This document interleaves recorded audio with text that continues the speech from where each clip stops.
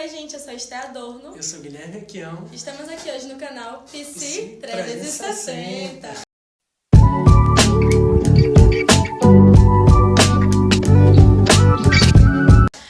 Gente, sejam muito bem-vindos. Hoje vamos desvendar como a psicologia turbina o desempenho esportivo. Para isso, convidamos hoje a psicóloga da Seleção Brasileira de Ginástica Rítmica Juvenil e Adulto e especialista em psicologia esportiva, Cláudia Canário. Oi, Cláudia. Muito obrigada por ter recebido nosso convite e aceitado fazer parte dessa entrevista. Eu sou Cláudia Canário, sou arteterapeuta e psicóloga do esporte, atuo diretamente no acompanhamento, no atendimento a atletas e equipes esportivas. Sou consultora também, inclusive, do maior clube de ginástica da Bahia, e um dos maiores do Norte e Nordeste. Faço acompanhamento psicológico a atletas, incluindo a avaliação psicológica voltada para o esporte. Tudo bem. Hoje a gente vai fazer algumas perguntinhas para a gente saber como funciona a psicologia na prática esportiva dentro do seu âmbito de trabalho. Vou começar perguntando quais são as principais ferramentas e técnicas que você utiliza para avaliar os atletas. Existem testes específicos para diferentes modalidades? Não existe testes específicos por modalidade. E a maior ação, né, dentro da psicologia do esporte é assim como dentro da psicologia clínica é a escuta. Então, os recursos que a gente utiliza são a escuta, entrevistas, questionários, às vezes estruturados, às vezes não, e inclusive alguns testes psicológicos também, mas não tem nada específico por modalidade. Pô, Ana, bem interessante essa prática, a parte da escuta. Em relação a isso, você pode desenvolver um pouquinho quais aspectos mentais a avaliação procura identificar nos atletas e como isso pode influenciar no desempenho deles na prática? Então, na verdade, a avaliação psicológica, ela é um recurso, né, que o psicólogo usa não só na psicologia esportiva, mas na psicologia, de uma forma geral, na psicologia clínica também, que é um instrumento que vai dar possibilidade de estabelecer um melhor diagnóstico, de guiar uma melhor ação, né, de intervenção. Então, a ideia é identificar algumas demandas para, a partir daí, estabelecer estratégias de ação e conseguir contribuir para que o atleta tenha mais rendimento com mais saúde mental. Entendi. Você também pode falar para a gente como você garante a ética e a confidencialidade no processo de avaliação? Quais os cuidados são tomados para proteger a privacidade dos atletas? Então, eu sigo rigorosamente o código de ética, né, da psicologia. Então, tudo que a gente faz é baseado no código de ética, a gente guarda sigilo sim, e isso é fundamental em qualquer campo de atuação da psicologia. Afinal de contas, é do esporte, mas é, antes de qualquer coisa, psicologia. Então, a gente deve obediência total ao código de ética. E de que forma a gente guarda o sigilo, mantendo a privacidade e o direito do atleta de não ter seu nome revelado, usando os resultados dos testes de forma ética, não usando imagens quando ele próprio, né, o atleta, não publiciza ou então quando ele não autoriza. Enfim, não existe particularidade em termos de sigilo e ética dentro da psicologia do esporte, tá? O que existe é o dever de obedecer fielmente ao que diz o Código de Ética da Psicologia. Ana, voltando um pouquinho, uma parte que eu me interessei na sua resposta à pergunta anterior que eu fiz, você traz que a avaliação é como uma espécie de encaminhamento. É uma prática inicial para que, a partir daquilo ali, seja desenvolvido um plano de atuação, correto? Não encaminhamento, mas investigação mesmo, né? Não, A isso ideia, é a ideia é que a avaliação seja feita em cima de alguma necessidade que foi identificada, alguma suspeita. Não ser feita só por ser feita.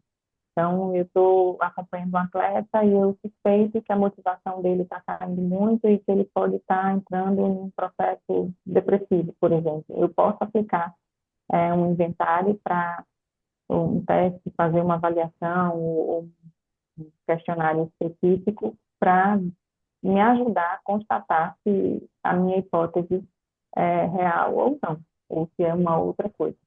Então, a ideia é identificar para a partir daí montar a estratégia de ação. Não, isso quando eu falei encaminhamento, eu usei o termo errado, é exatamente essa prática do encaminhar, do definir um caminho para seguir. Em relação a isso, você teria algum exemplo para citar dentro da sua história com esse trabalho, de sua atuação?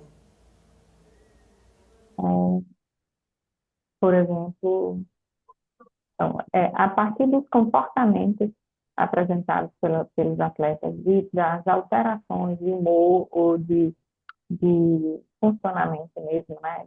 Baixa de motivação, enfim, a partir de demandas identificadas, quer seja por mim ou por algum membro da equipe, se esse atleta fizer parte de uma equipe que tem um acompanhamento multidisciplinar, eu vou escolher a melhor forma de avaliar para constatar ou não a hipótese, a suspeita, tá? Um exemplo específico, por exemplo, um atleta que precisa manter o peso dentro de uma faixa bem rigorosa e diz estar seguindo fielmente a dieta, mas só ganha peso, tá? Ele pode ser avaliado a partir de recursos que são tanto da psicologia quanto da nutrição, para a gente ver se o comportamento dele está condizente, na verdade, se a narrativa sobre o comportamento dele está condizente com o que os testes mostram. E a partir daí ver a possibilidade de um transtorno alimentar, por exemplo. Entendi. É uma possibilidade, mas tem inúmeras possibilidades.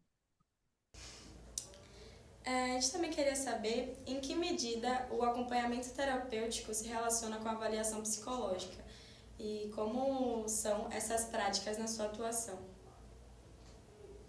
Então, o acompanhamento, a avaliação psicológica é um dos recursos da psicologia, né? Então, ele pode ser usado ou não, vai depender da necessidade e dos recursos escolhidos pelos profissionais. Tem alguns profissionais que fundamentam as suas ações em cima de testes, então é teste em cima de teste.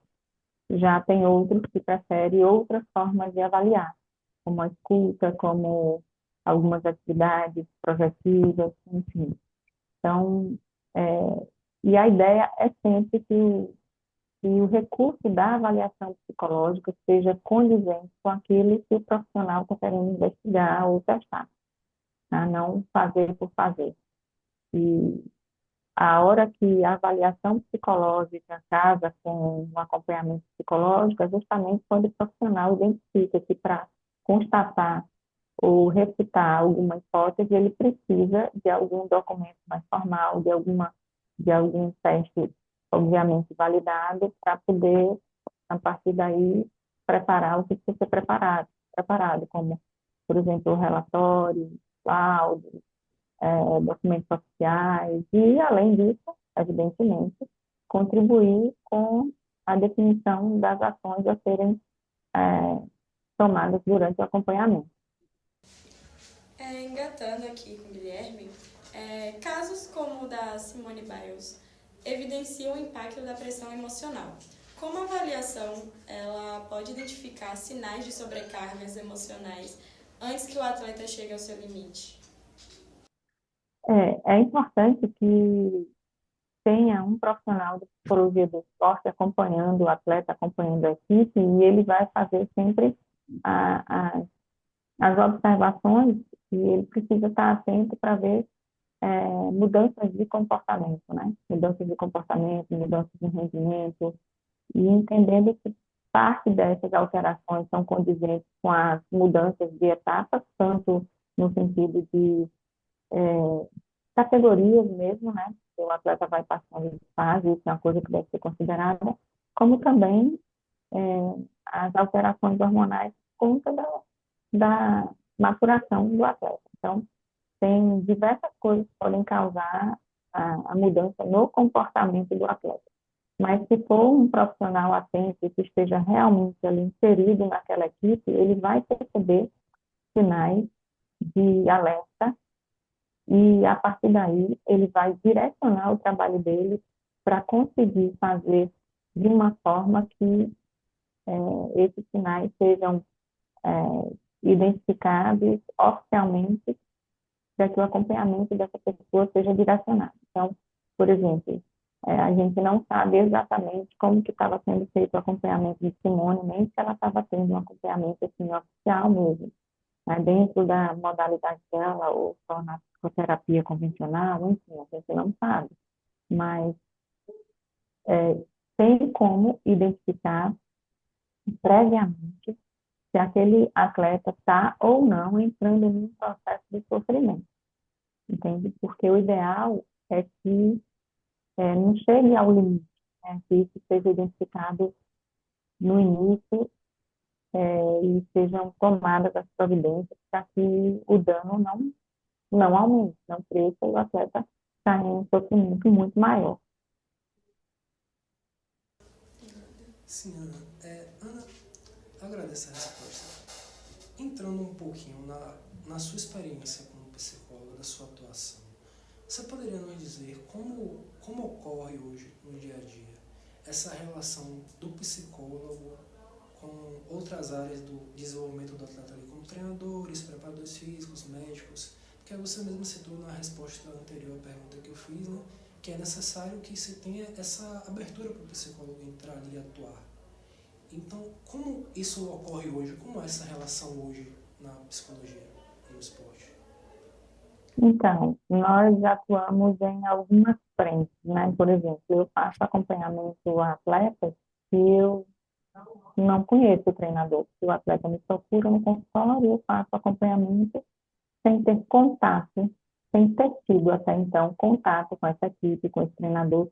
E muitas vezes são atletas independentes, digamos assim, né? Eles não têm, onde eles treinam, não existe um grupo fechado, onde todos os atletas vão passar pelaquela psicóloga, pelaquele nutricionista, tá? São atletas que tentam, na medida do possível, formar suas próprias equipes. E eu tenho também é, atletas que fazem parte de um grupo que tem todo o acompanhamento e que eu sou parte da equipe interdisciplinar, como é o caso da seleção brasileira de ginástica, como é o caso de um clube que presta serviço em Salvador, enfim.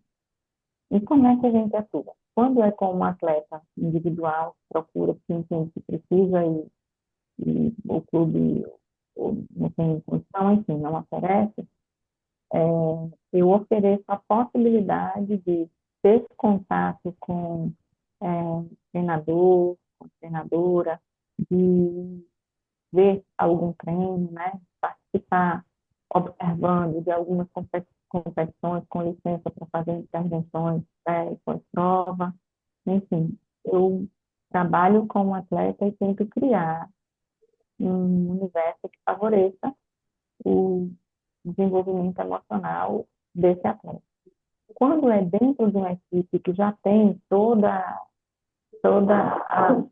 a linha, né, de profissionais envolvidos, como nutricionista, ortopedista, massoterapeuta, enfim, uma série de ciências envolvidas, é, a gente funciona trabalhando de forma interdisciplinar mesmo. Então, quando algum profissional identifica alguma demanda, isso é levado para o grupo, e aí cada profissional, dentro da sua ciência, faz a avaliação e a gente entra em um consenso do que deve fazer, considerando que cada um atua dentro da sua área de formação e especialização, e que o objetivo é que todas as dificuldades sejam sanadas ou amenizadas, tá? Então, por exemplo, eu trabalho em uma equipe e aí tem uma atleta que está com lesão de repetição, né? Toda hora lesiona, sente dor e tal, tal, tal. Então, aí vai, faz exame de imagem e não é detectado nada muito grave, nada que justifique o nível da dor que ela está narrando. Bom, se ela está falando, o atleta está falando que tem aquela dor, está com limitação por conta daquela dor, é porque ela tem aquela dor. Né? A pessoa tem aquela dor. A dor é do tamanho que a pessoa diz que tem. Só que aí nos exames de imagem não aparece nada que justifique. É pesquisado, então, vamos ver. No caso de uma equipe multidisciplinar, né? Interdisciplinar. Aí a nutrição vai ver se tem associação com a falta ou com excesso de alguma coisa ligada à alimentação. A massoterapia, a fisioterapia vai ver dentro da área dessas especialidades o que é que pode ser feito, ortopedia, tal, tal. Enfim, cada um na sua área de atuação. E aí, como que o psicólogo entra? Entra para fazer uma investigação, para ver o nível de como fala, para ver o nível de envolvimento com aquela dor, a forma como aquele atleta está lidando com aquela dor, né? Se é uma questão psicossomática, se é proveniente de algum trauma, se é uma forma de manifestação por conta de outras questões emocionais, enfim, para poder conseguir quebrar esse ciclo e fazer com que todas as áreas caminhem juntas para resolver aquele problema, entende? Tem uma atleta que era super motivada e aí foi competir, perdeu, está frustrado, não está conseguindo render mais.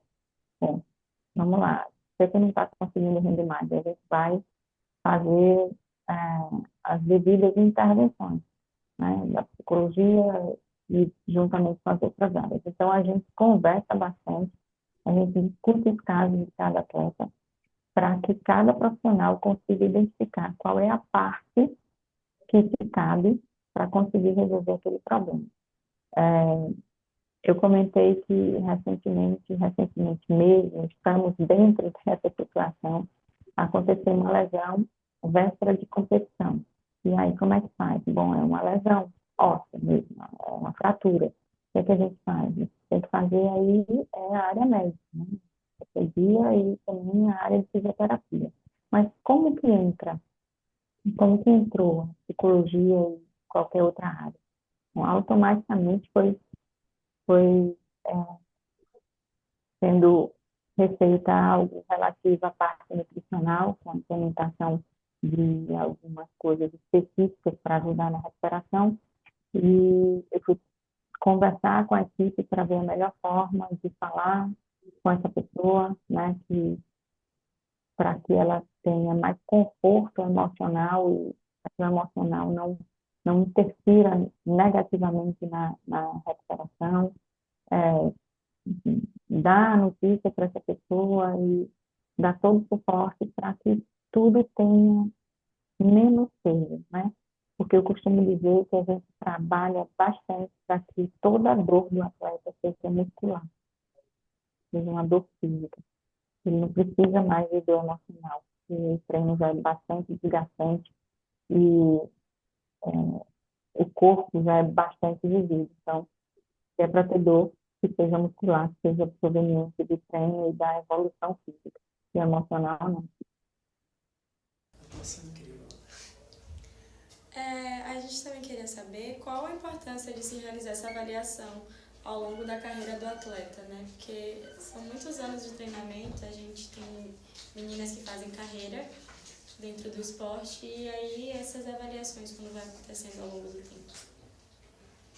As avaliações, elas são importantes em todas as etapas da vida do atleta, né? No início, a gente faz para ver questão de perfil psicológico, para ver questões ligadas à aptidão mesmo, mas não mais como antigamente era feito, para identificar se você tem perfil para essa modalidade, para essa função, você não tem, e se não tem descartado, não. Hoje a gente faz para a gente conseguir criar estratégias para desenvolver as aptidões ou as habilidades emocionais são importantes para aquela modalidade que muitas vezes o atleta quer muito, tem muita vontade, muita força de vontade, sonho, mas ele tem algumas habilidades emocionais mais em baixa. Então, a gente faz a avaliação para identificar quais as habilidades ele precisa ter mais desenvolvimento, para ele consiga alcançar o objetivo dele. Então, a avaliação não é mais para eliminar o atleta, e sim para criar formas de ele se desenvolver e alcançar o objetivo dele. Então, no início é importante e ao longo da carreira também, porque para avaliar uma possível alteração de humor, avaliações que podem ver níveis de motivação, e às vezes a gente precisa fazer um trabalho para que o atleta fique mais motivado, enfim, então no início, durante e no final, quando a gente, a partir de determinado ponto, a gente começa a trabalhar já para que o atleta faça uma transição de carreira tranquila e com muita saúde mental, diminuindo assim, o índice de adoecimento pós-aposentadoria no esporte, né? Já foi muito alto, ainda é alto, já foi muito mais. Então, são avaliações importantíssimas ao longo da vida do atleta em fases específicas, né? Quando ele está começando, quando muda de categoria, quando tem alteração de humor, quando começa a trabalhar para transição de carreira. Em cada período, de acordo com aquilo que o atleta está vivendo e com o que é identificado, a gente escolhe quais os recursos que a gente vai utilizar para conseguir avaliar da melhor forma possível. Eu tenho mais uma pergunta, que é como a avaliação ela pode contribuir para a detecção precoce dos distúrbios emocionais ou psicológicos nos atletas, especialmente em momentos de pressão. Então, a avaliação psicológica, ela existe para que a gente consiga, de forma científica, identificar demandas, né? Sofrimentos, transtornos, enfim. Então, de que forma ela pode contribuir? Ela contribui trazendo mais clareza a respeito de diagnósticos e suspeitas, e a partir daí a gente monta a estratégia. Ela pode contribuir, sim, confirmando ou refutando hipóteses diagnósticas, e eu acho que isso é um norte, né?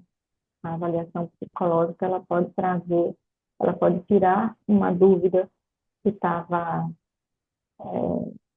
no ar, assim, uma dúvida que estava bem presente, ela pode apontar possibilidades que não estavam sendo vistas, e ela pode também indicar a evolução daquele atleta. Então, ela pode trazer benefícios de diferentes ângulos, e todos eles contribuem para que o acompanhamento seja algo bem direcionado e mais efetivo.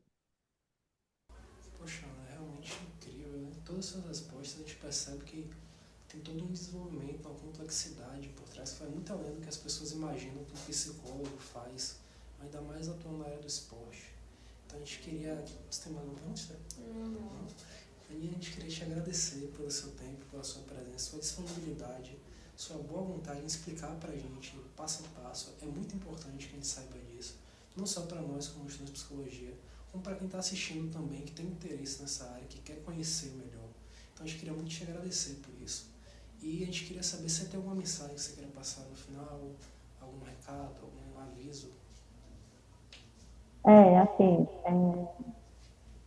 Eu faço uma campanha sempre a favor da psicologia do esporte, né?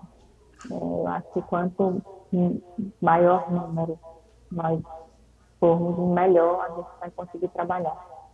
E o adoecimento, ele está coisa social, né? Assim, geral, não só no esporte. Ele está, o adoecimento mental, ele está uma coisa muito, muito presente e cada vez mais forte na nossa sociedade. E aí eu sempre digo assim que procure saber, né, sobre a área, conheça um pouquinho de cada uma delas, vá de coração aberto com essa área da psicologia do esporte, que de repente pode ser uma área para você e você nem dava conta assim, dessa possibilidade, nem via isso como uma possibilidade. Acho que a psicologia do esporte, ela engloba a parte específica de avaliação psicológica, de psicologia clínica, de, às vezes, até um pouco de organizacional, né? Que a gente está dentro da equipe e precisa, às vezes, trabalhar, por exemplo, na contratação de outros profissionais. Então, ela é muito ampla, muito rica, e eu acho que é um mercado que está bem promissor, sabe? Se você tiver disposição e vontade para sair abrindo caminho e aproveitando as brechinhas que já estão abertas, eu acho que pode ser uma possibilidade bem positiva. Muito obrigado, Cláudia, pela sua presença aqui hoje. E é isso, gente. Agradecemos a quem ficou aqui até agora. Se inscreva no canal, deixe o seu like e é isso. Beijos!